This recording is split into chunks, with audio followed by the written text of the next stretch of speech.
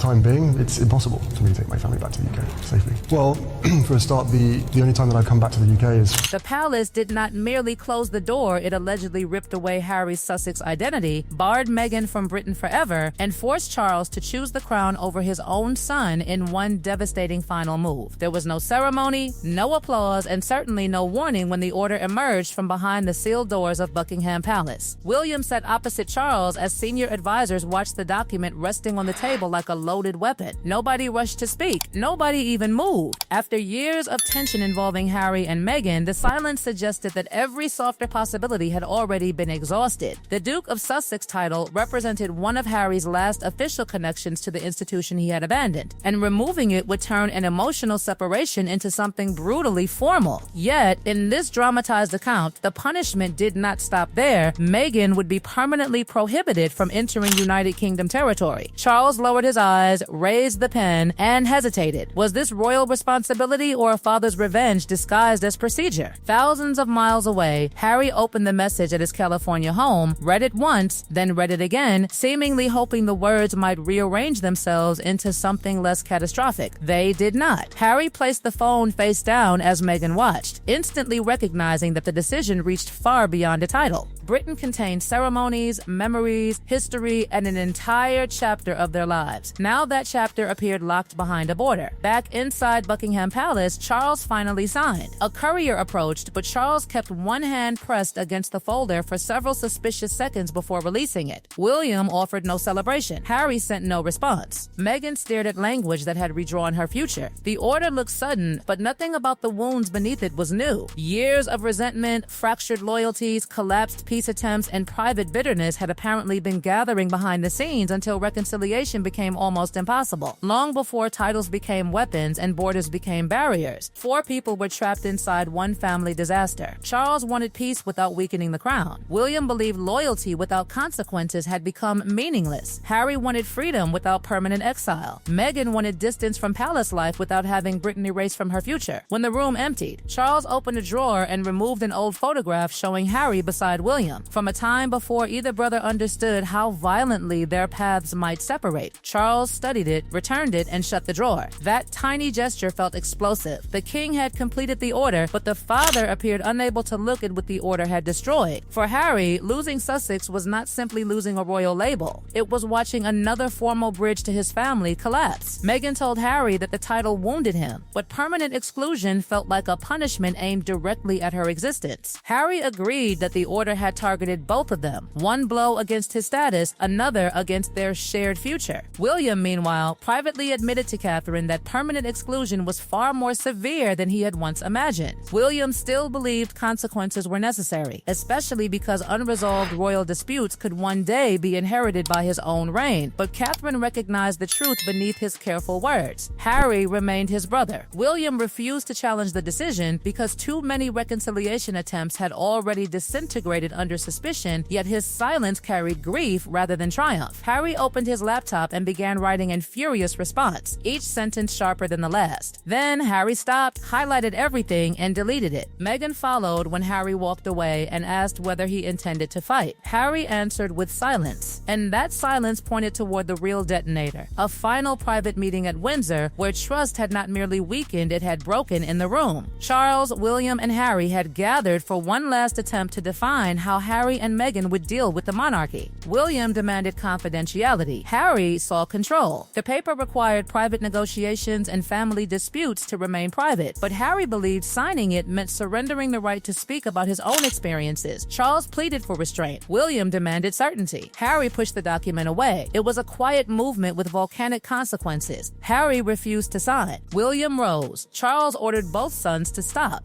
William declared that without trust, no halfway arrangement could survive, then moved toward the door as Harry watched with fury and betrayal. Charles remained caught between one son demanding freedom and another demanding protection for the crown. Nobody won at Windsor, but something died there. Afterward, the question inside the palace allegedly changed from how to manage distance to whether that distance should become permanent. And what happened when Harry confronted Charles again would make the unsigned document look like only the beginning. When Harry finally stood before Charles Charles again, the possibility of losing Sussex was already hanging between them like an execution order waiting for a signature, while Meghan's future access to Britain had become part of the same terrifying discussion. Harry believed the institution was attempting to erase the life he had built, but Charles believed his son had forced an impossible choice between paternal love and royal responsibility. William had deliberately been kept away, so another explosive confrontation between the brothers would not consume the meeting. Harry argued that stripping Sussex away would heal nothing, restore nothing, and prove only that leaving royal duties had ultimately cost him his place within the family. Charles answered with two chilling words trust had. That accusation carried Windsor, the unsigned agreement, private conversations, broken expectations, and years of suspicion. Harry demanded to know why Meghan should be permanently excluded when the dispute supposedly concerned his relationship with the crown. Charles stiffened and insisted that the crisis had moved beyond private reconciliation. Then came the dossier. Failed agreements, ceremonial disputes, private negotiations, and every unsuccessful attempt to define the Sussex relationship had allegedly been gathered into one merciless file. To Charles, it revealed a pattern. To Harry, it transformed years of personal pain into evidence for the prosecution. Harry rose and accused his father of closing the door.